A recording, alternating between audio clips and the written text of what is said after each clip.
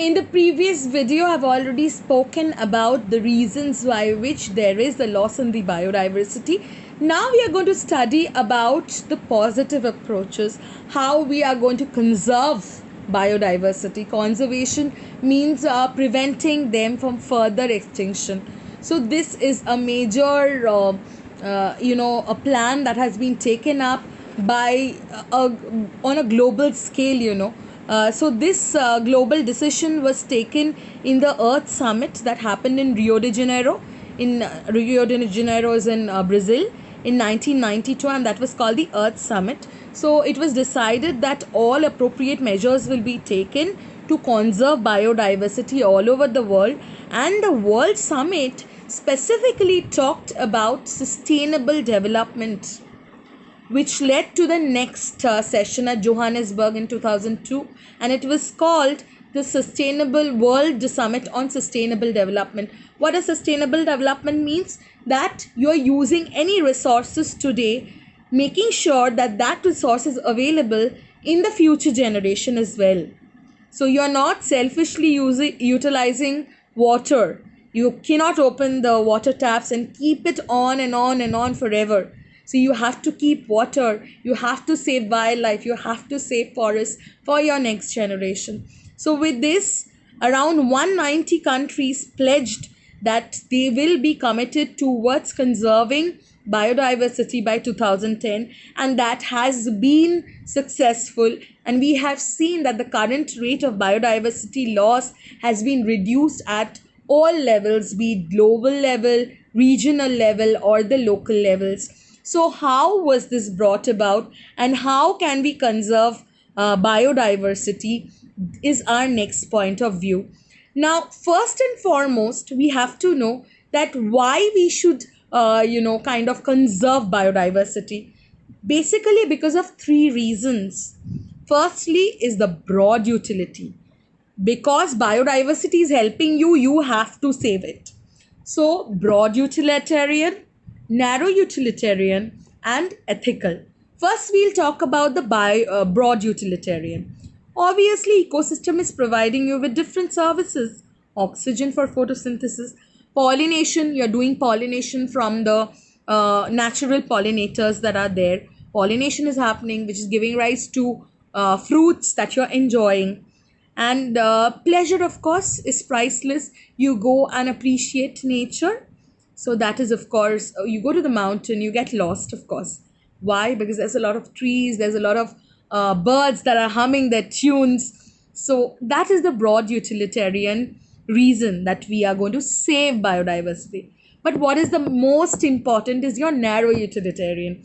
All your benefits, starting from your food to your firewoods, that is timber, fibers, construction material, medicinal plants, industrial products, everything comes from nature, from biodiversity. And with the increasing resources, the nations are bioprospecting. They are trying to utilize these bio resources that are available in a very sustainable manner so that we can reap enormous benefit from it. And of course, you've heard about biotechnology, which is an evolving branch of science which deals with this, using bioproducts in through technology and reaping more results, right? You will be studying about it. And the last one is, of course, ethical. Ethical is every species important to us, and every species beautiful to look at. So they have a particular economic value, and it is our duty to save them, to protect them, to prevent them, because it's our moral duty for our well-being and for the biological legacy to pass on to the next generation. So now we will come back to the different ways in which we can actually conserve biodiversity. So you have to take a dunk into your notes now. Now we are going to see the ways in which we can conserve biodiversity. So the major two ways are by in situ conservation or ex situ conservation. In means inside, and conservation when conservation of a particular species is done in their natural habitat, then I call it in situ conservation. And when it is done outside their natural habitat, means those species are taken out of their natural habitat then they are captivated, they are they are breeded together, increase more in number, and when they are safe and sound in number, they are released back to the environment. So that's called your ex situ conservation. So now in situ conservation, of course, there are biodiversity hotspots wherein there is a high level of species variation as well as high level of endemism. Endemic species, there are particular local species found in that particular region, and the more the biodiversity, the more diverse the variation and the variability, more will be the effect of the biodiversity hotspot, more rich will be the biodiversity hotspot. There are 34 biodiversity hotspots all over the world, and India is one of the mega diverse nations which houses 14 biosphere reserves, 90 national parks, and 448 wildlife sanctuaries. Now, biosphere reserves are those wherein different variety of species, they are conserved together, and if any particular historical moment also needs to be conserved and falls in that area, that is also conserved. National parks actually talks about prevention or protection of a particular species. Say for instance, if I'm talking about Kanha National Park or Jim Corbett National Park, I'm talking about conservation of Royal Bengal tigers, and along with the Royal Bengal tigers, there are other species also that will be conserved.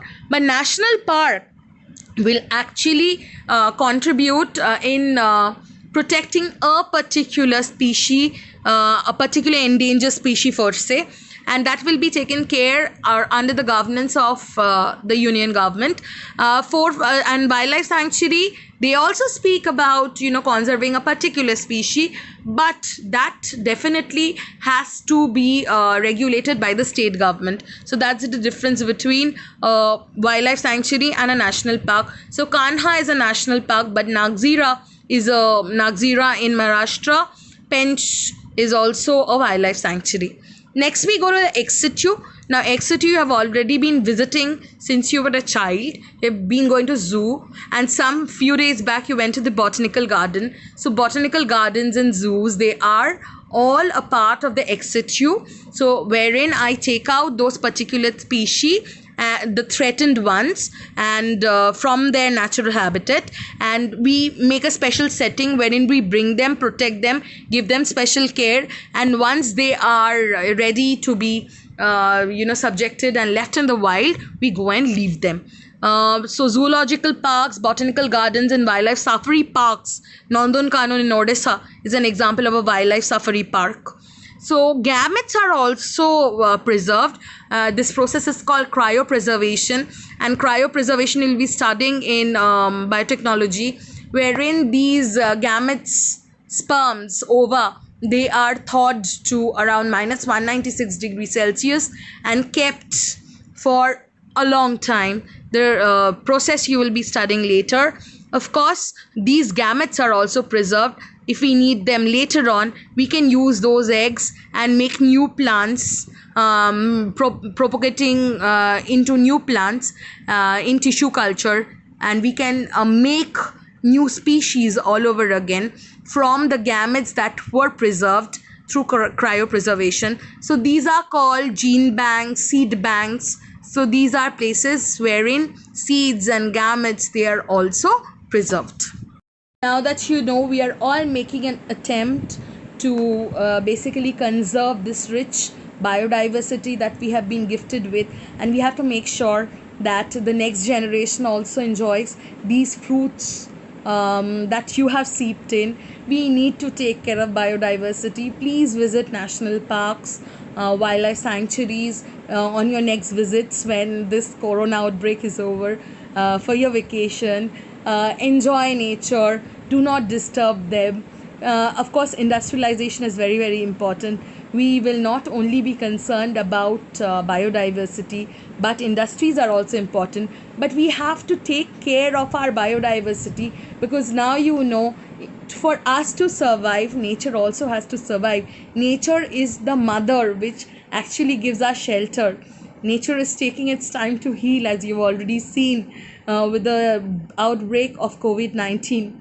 So all of us back at home, we need to give it a food for thought. that the reasons why we need to maintain biodiversity, prevent, protect biodiversity, and prevent the loss of biodiversity. Hope you will grow up to be responsible citizens and responsible caretakers of biodiversity. Thank you. And of course, there is a question answer that will follow this. Of course, you have to take that up. Thank you so much.